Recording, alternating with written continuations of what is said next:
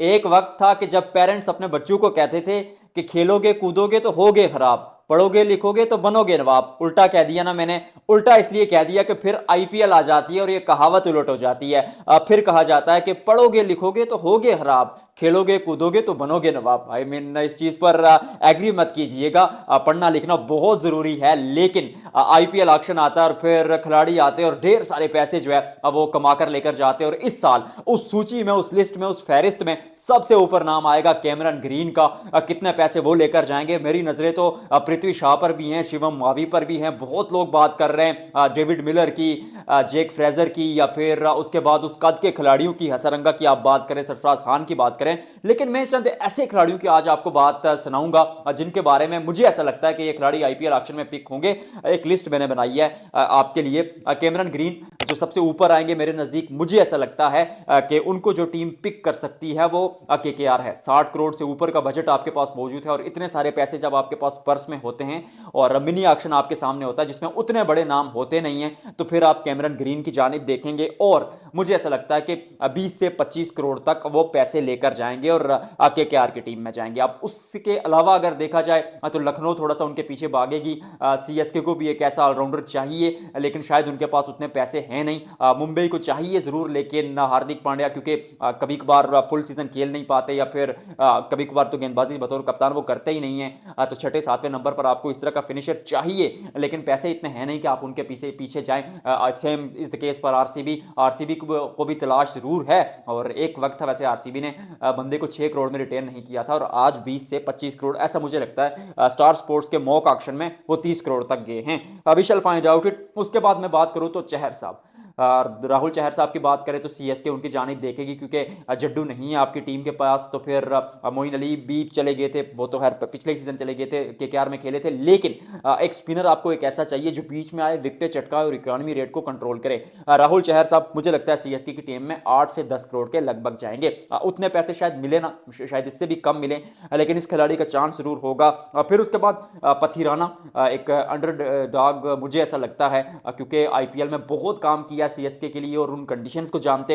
और एशिया में अगर आपको एक फास्ट बॉलर के थ्रू उस लेवल की गेंदबाजी चाहिए कि वो रन भी ना दे और विकेट भी ले, तो फिर आपको यार्कर्स पर फोकस करना पड़ता है, फिर आपको लाइन और लेंथ पर फोकस करना पड़ता है। वो काम पथिराना साहब कर सकते हैं। मुझे लगता है केकेआर एक दफा फिर उनकी तरफ देखेगा, क्योंकि केकेआर की टीम का जो कोर मुझे बनता हुआ नजर आ रहा है वो इस तरह से बनता हुआ नजर आ रहा है कि ये ओवरसीज खिलाड़ियों की तरफ देखेंगे, क्योंकि बहुत काम किया आंड्रे रसल ने इस टीम के लिए कई साल पर। इस बार वो पावर हिटिंग कोच हैं, तो फिर ओवरसीज खिलाड़ी की जगह बन जाती है, और उस जगह पे आप फिट करेंगे कैमरन ग्रीन को, और उसके साथ मोइन अली होंगे नहीं तो एक मोइन अली की जगह आप कोशिश करेंगे कि कैमरन ग्रीन, क्योंकि बल्लेबाजी में काम कर देंगे, तो गेंदबाजी में पथिरानों को आप लेकर आए। उसके बाद मुझे लगता है दिल्ली कैपिटल्स जाएगी डेविड मिलर की जानिब। वो इसलिए मुझे लगता है क्योंकि दिल्ली को फिनिशर और बीच में एक ऐसा खिलाड़ी चाहिए कि जो उनकी उनकी इनिंग को कैरी करे। पिछला सीजन भी आप देखें तो शुरू पर जो स्टार्ट था वो ठीक ठाक मिलता था, ऐसा नहीं था कि स्टार्ट बुरा मिलता था। या अय्यर के एरा में भी देख लें, जब श्रेयस अय्यर वहां कप्तान थे तो उस वक्त भी ऊपर से रन बनते थे, पर हमेशा इस टीम की प्रॉब्लम रही है कि नीचे में आकर रन नहीं बनते। चाहे आप क्रिस मॉरिस के उस एरा से देख लें, या फिर रिसेंटली आप देखें, खिलाड़ी स्ट्रगल करते हुए नजर आए हैं, तो फिर डेविड मिलर उनकी मुझे लगता है जरूरत है। उसके अलावा थोड़ी सी बात कर ले अगर पृथ्वी शाह की, इस खिलाड़ी की मैं बात करूंगा क्योंकि कहानी अलग है यार। दिल्ली कैपिटल्स के लिए तब तो नाम है दिल्ली डेविल्स होता था, वहां पर आते हैं, अपनी छाप छोड़ते हैं, भारत की टेस्ट टीम में खेलते हैं, शतक लगा देते हैं, नाम बनता है इस खिलाड़ी का, और लोग कहते हैं कि अगली आने वाली पीढ़ी का जो बोझ है वो उठाएगा पृथ्वी शाह। लेकिन फिर अचानक कुछ इंसिडेंट्स होते हैं, उनके बारे में बात करूंगा नहीं क्योंकि मेरी डोमेन है नहीं है, पर्सनल मैटर होता है किसी का, बट बीइंग अ स्टार अपने आप को वो कैरी नहीं कर पाए। और इस बार डोमेस्टिक में क्योंकि रन बनाकर आ रहे हैं, थोड़े से इतने उस तरह से रन नहीं बनाए विस्फोटक अंदाज में, पर मुझे ऐसा लगता है कि शायद उनकी तरफ भी टीमें देखें। और दिल्ली ने मौका दिया था, दिल्ली एक दफ़ा फिर इस लड़के को मौका देती हुई मुझे नजर आ रही है। उसके अलावा आकाशदीप, दीप साहब भारत के लिए खेल कर आए, और जब भारत के लिए आप खेल कर आते हैं तो आपकी कदकाठी जो है वो अगले लेवल पर पहुंच जाती है, और फिर आपकी मांग बढ़ जाती है। और ऑक्शन में वो उन चंद खिलाड़ियों में से हैं जो भारत की जो है वो टोपी लेकर आएंगे, यानी इंडियन कैप प्लेयर्स हैं, भारत के लिए खेल चुके हैं, तो उनकी तरफ मुझे ऐसा लगता है कि सनराइजर हैदराबाद देखेगी, क्योंकि भारतीय गेंदबाजी का कोर आपको चाहिए होता है।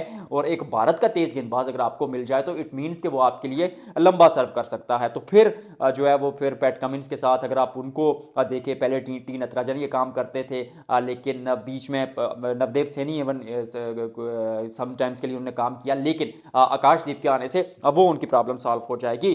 फिर हसारंगा मुझे लगता है सीएसके उनकी जानिब देखेगी 2 से 4 करोड़ में, क्योंकि जो सीएसके का एक थिंक टैंक रहता है, एक्सपीरियंस पर बहुत ज़्यादा बिलीव करते हैं, कोशिश करते हैं कि जो खिलाड़ी ज़्यादा से ज़्यादा खेले हो, नाम चले भले ही उतना बड़ा ना हो पर काम बड़ा करने की सलाहियत हो, तो सीएसके में वो जाते हुए नजर आ रहे। फ्रेजर मुर्गुर्क, जेक फ्रेजर क्या नाम है यार, आई मीन नाम भूल जाता है, जेक फ्रेजर मुगुर्क मुगुर्क, ठीक है, ओके, अच्छा जी।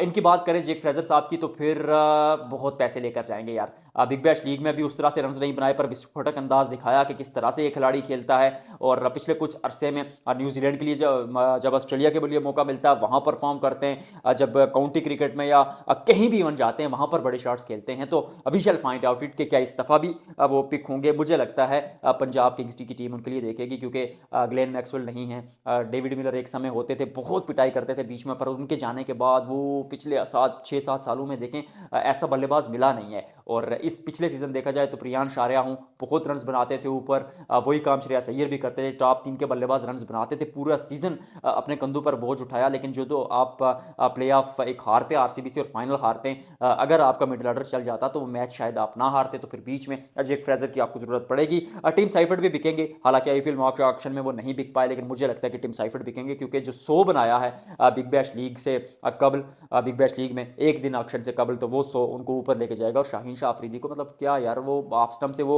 लॉन्ग ऑफ के ऊपर छक्का लगा देते हैं, बंदा जो है वो गेम में है। मुझे लगता है कि लखनऊ सुपर जायंट्स या आरसीबी उनकी तरफ देखेगी। आरसीबी के लिए आप शायद कम सोचें, क्योंकि आरसीबी के पास फिल सॉल्ट, विराट कोहली का ऑप्शन मौजूद है टॉप पे, तो फिर शायद किसी और के बारे में आप सोचें। उसके अलावा जो इंटरेस्टिंग खिलाड़ी मैंने लिस्ट लगाई हुई है वो लिस्ट आप देख लीजिएगा। शिवम मावी मुझे बिकते हुए नजर आ रहे हैं, और नोरकिया मुझे बिकते हुए नजर आ रहे हैं। शिवम मावी का भी वही एक बात जो पृथ्वी शॉ के लिए थी कि रन इस खिलाड़ी ने भी बहुत बनाए थे, परफॉर्म ये भी बहुत करके आए थे, लेकिन with the passage of time Bharat के लिए खेलने के बाद उस तरह मौका मिलता नहीं है। और टीम इंडिया का एक ऐसा खिलाड़ी जो टीम इंडिया की उस लिस्ट में, उस जर्सी में मौजूद था, तो फिर वो जब आता है ऑक्शन में, तो 2-3 साल पिक नहीं होता, लेकिन इस साल मुझे लगता है पिक हो जाएंगे, क्योंकि बंदे ने परफॉर्म किया और ऑलराउंडर की भूमिका निभाते हैं। उसके अलावा जी लियोम लिविंगस्टन भी पैसे लेकर जाएंगे, भले ही आरसीबी के लिए पिछले साल उतना काम किया नहीं था, मायूस किया था, महंगे दामों बिके थे, लेकिन एक दफा फिर उनकी जानिब मुझे लगता है टीमें देखेंगी, उनके पीछे भागेंगी। 5 से 10 करोड़ रुपए लखनऊ सुपर जायंट्स मुझे लगता है उनको ले जाएगा। स्टीव स्मिथ गुजरात टाइटंस, चाहिए आपको बीच में ऐसा खिलाड़ी, क्योंकि आपने भी काफ़ी बदलाव किए हैं, तो आई थिंक कि आप इस तरह के खिलाड़ी की तरफ देखेंगे। ये मैंने छोटी सी कोशिश की आपके भाई ने। और एक बात याद रखिएगा, अगर वो कैमरन ग्रीन 30 करोड़ पे भी लेकर जाते हैं ना, तो फिर उनको मिलेंगे 18 करोड़। क्यों 18 करोड़ मिलेंगे? क्योंकि बीसीसीआई ने एक प्लान बनाया है कि जो फॉरेन खिलाड़ी होंगे, जो ओवरसीज प्लेयर्स होंगे आईपीएल में, उनको जो है सिर्फ 18 करोड़ रुपए दिए जाएंगे। उससे ऊपर अगर वो बिकते हैं, यानी ऑक्शन में आप उससे ज्यादा पैसे आप पर्स से लगा सकते हैं, लेकिन ज्यादा जो पैसे होंगे वो बीसीसीआई क्या प्लेयर वेलफेयर फंड, इस तरह का कुछ भी, कौन सा फंड होता है, अच्छा खैर कोई फंड है, उसमें जाएंगे हर, विच मीन्स के बीसीसीआई के पास पैसे जाएंगे एक अच्छी सोच के। भारत के खिलाड़ियों को, अपने खिलाड़ियों को ज्यादा जो है वो आपने प्रमोट किया, एब्सोल्युटली लव्ड इट। और कैमरन ग्रीन सबसे महंगे बिकेंगे मुझे लगता है। आपको क्या लगता है कौन बिकेगा और कौन सा सरप्राइज होगा?